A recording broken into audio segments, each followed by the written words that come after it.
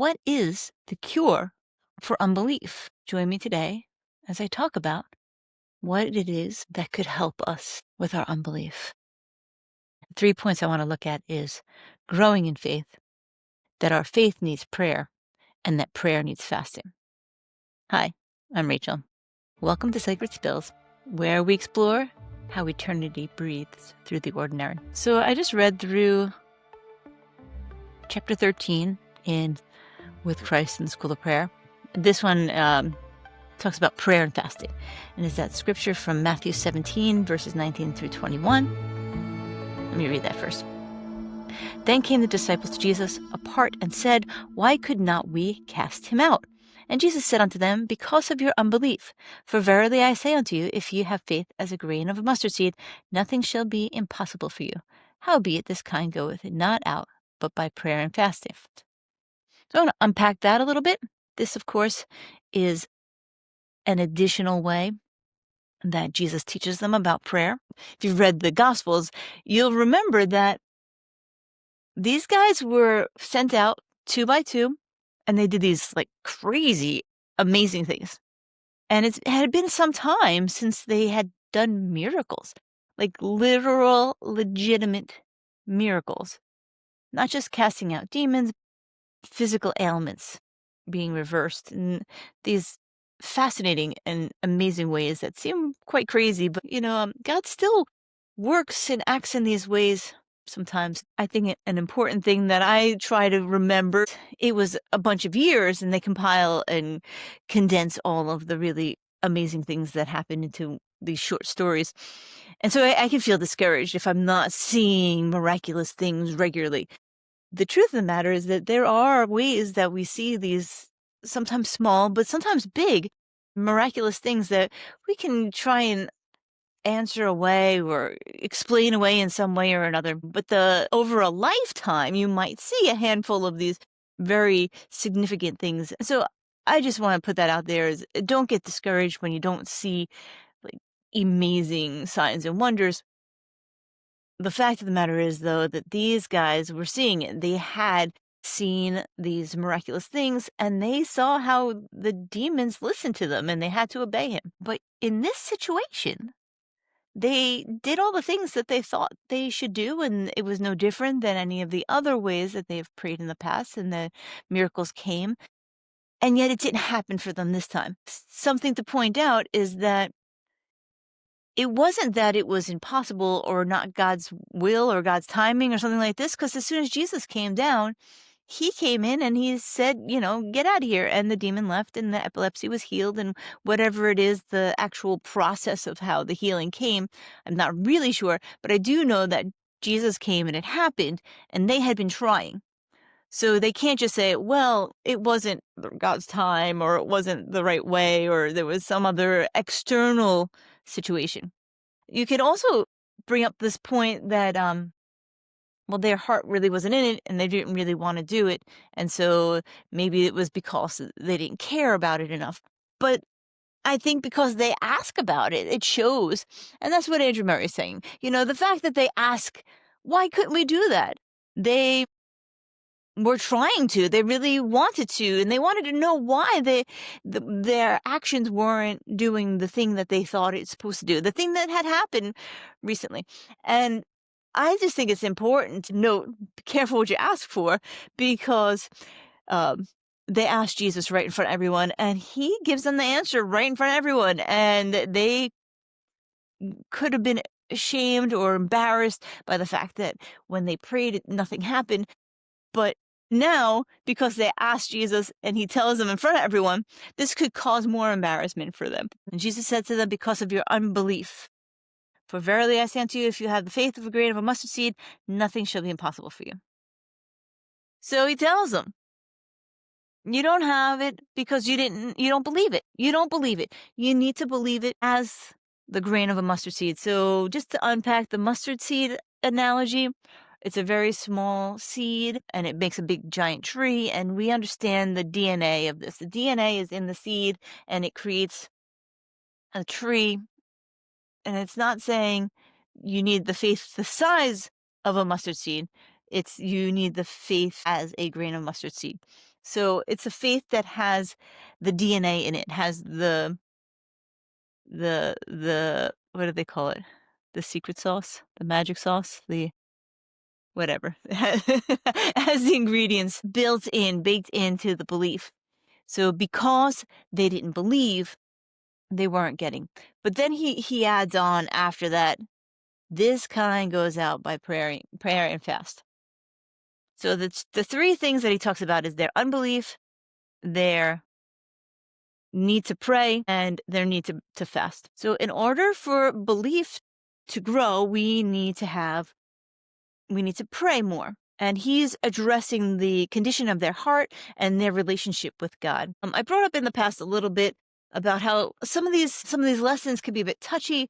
I feel very strongly the implications that people, when something doesn't happen the way that they want it to, like if you're praying for your sick child and they don't get better, some people might say, "Oh, that's because of your unbelief." And I just want to check that for a minute, because it's more so the disciples that were praying that had the unbelief, not the father. The parent just asked Jesus. He actually just asked the disciples because Jesus wasn't there. I mean, you're going to go to Jesus if you can, but they couldn't. He was busy.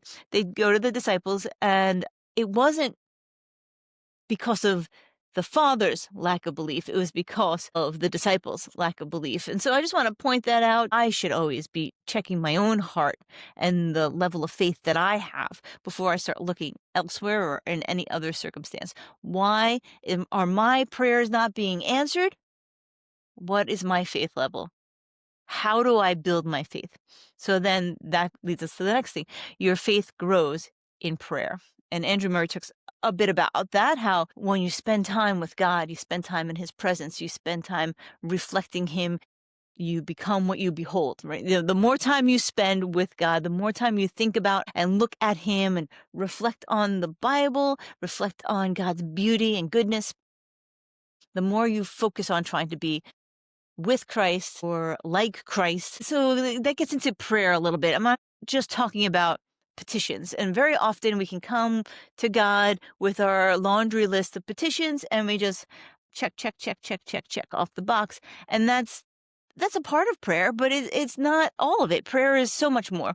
So spending time with God, meditating on his word, believing the scriptures and what he says and trying to put them into practice. These are all forms of prayer. We have those silent prayers where we are asking for things all of the time, like, God, keep me safe. God, protect my family. Lord, help me pass this test, whether it's something in my body or something in my schoolroom. Maybe help me pass this test. Those are all petitions. God's there. He hears it. He's with us all the time. He knows what our needs are. But, like we've been learning, he wants us to ask about them. It's not, those are never wrong, but they're not enough. Reading a book on prayer. I love Richard Foster's book on prayer. There are just tons of books about prayer and books on prayer and how to pray and what we pray and different things like this. But this idea of spending time. And so we've been talking about abiding and that prayer that doesn't cease. So to touch on that a little more, to pray without ceasing doesn't mean you have to stand there and be making requests and saying petitions over and over and over again, or even saying new petitions and having to think up of new things to pray about all of the time. That's not the entirety of abiding in Christ and the prayer to pray unceasingly. Another step, another tool that helps us to grow in our prayer is to fast. So it's in prayer and fasting that Jesus overcame the devil. In the wilderness, that 40 days where he fasted, the devil comes to him. This is what Andrew Murray talks about in the chapter. The devil comes to him and tempts him. And Jesus is able to say, you know what? I I can ignore the things that you're trying to tempt me with because I've spent time in prayer and fasting, building my faith. And I don't need you because I can see beyond the veil. I can see beyond the material. And I see and recognize the spiritual realm as a reality as strong as the physical realm right in front of me. So I want to break down the concept of fasting. So I tried to fast somewhat regularly. I find two areas, well, in my life two areas in modern Christendom that's they're getting better at a little bit, I think, but two areas that I feel have been neglected a fair amount was Sabbath and fasting. So, making a little bit more chatter about these things that's been coming up, and something like the ruthless elimination of hurry is focusing on the idea of Sabbath and making sure you have times of rest and relaxation to just be in the presence of God. But fasting is the other area that I find to be less focused on or talked about or understood as a regular practice. Something about fasting in particular, food is such a need, and it's such a an area of pleasure and desire for our physical bodies. We need the food, we need the nourishment, but we also really enjoy eating in a lot of ways. So the idea of putting the food down, stepping back in a way from eating food, that's a big deal. It's a big step. Food can be an idol in our lives if we take our desire for food and make it serve or bring it as lesser than our desire to be like Jesus or to spend time with God, then that puts that very base desire in the proper order.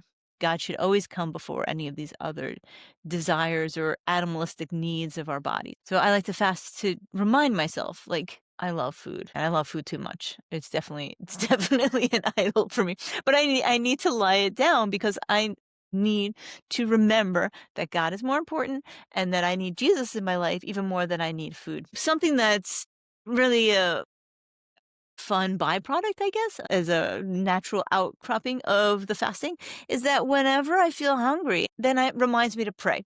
Now, of course, it's not always happening that way. And when I'm doing fasting more regularly, I like to try and fast once a week. That's all food, but I allow all beverages, mostly because when I cut the caffeine, I was getting headaches. So I still have my cup of coffee in the morning, and I try to drink water, but it has to be purified water and it can be a little unsettling. So I'll drink any kind of juices as well, but not juiced food. Like I won't go to Jamba Juice for a regular weekly fast because I feel like that's kind of cheating. If it's a meal supplement or a meal replacement, then it's not really a fasting. When you're not eating anything else, I've become more sensitive to these kinds of hardnesses in the water, hard minerals in the water, chlorine in the water, chemicals in the water. Whatever it is that I'm drinking, I've become more sensitive to that. So sometimes I need to get myself some juice, but I try not to make it be something that's very hearty, like a grape juice can be very filling, and I would rather have, a cup of tea with a teaspoon of honey because tea can actually be very harsh too. So they have very acidy drinks in your stomach, and when it's empty, it's not really great. Especially when I was a newer believer, and I had people that were very concerned with depletion of minerals and vitamins in my body, and honestly, for one day a week or something. But when you're doing a week long fast or even a 21 day or something like this, people can get very worried about you not people had been, at least in the past, been worried about me not being healthy during those times. So I had a nurse friend talk me into taking my vitamins while I was fasting. It could not have been a worse plan because not only did it make me vomit, it made me very nauseous, which is not good, especially when I'm a little bit depleted anyway. I shouldn't be vomiting, but it made me very sensitive to vitamins now. Anytime I have vitamins, I need to have it on a full stomach. If you're going to fast for religious purposes, please understand that it's not a weight loss program and it won't necessarily make you healthier. We have these intermittent fastings, and there's a lot more literature about the idea of fasting in general for health purposes. I like to distinguish the two things beforehand and be very clear, at least with myself, if this is I don't like to eat until afternoon, so I try to do these intermittent fasts as well. I'm eating between 12 and 8 p.m. or something like this, or get those windows of intermittent fasting, and those are definitely for health purposes. And I'll make that distinction in my mind. I'm going to be doing this for a while in order to try and lose weight for some celebration or something like this. It's very different than I'm going to be praying and fasting for something in order to grow in my faith. There's also different kinds of fasting. So there's some books about it. There's some on in the Bible app, the U version of the Bible, they have some different fasting. What's the words? Like their devotional section, they have some fasting and stuff like this. And there's the way that Daniel fasted for 21 days where he didn't have any food, but he did have drinks. It's like the way Jesus fasted for 40 days in the wilderness where he only had water but no food. Moses was on the mountain for 40 days without 40 days and 40 nights without any sustenance that it's recorded. He didn't eat while he was up there. And then there's the time when Esther asked everyone to not eat or drink for 3 days, and not drinking is like next level. And you got to be really careful about that because you are still a person, you're still a body, and your body needs the nourishment, it needs the hydration, it needs a bunch of things. So if you're going to fast, please, please do some research. Maybe talk to your doctor. I want to say that, get some type of, don't just Google something, but talk to somebody who knows what they're doing. Find some really great books or resources about fasting. People have questions, I'd be willing to talk more about that.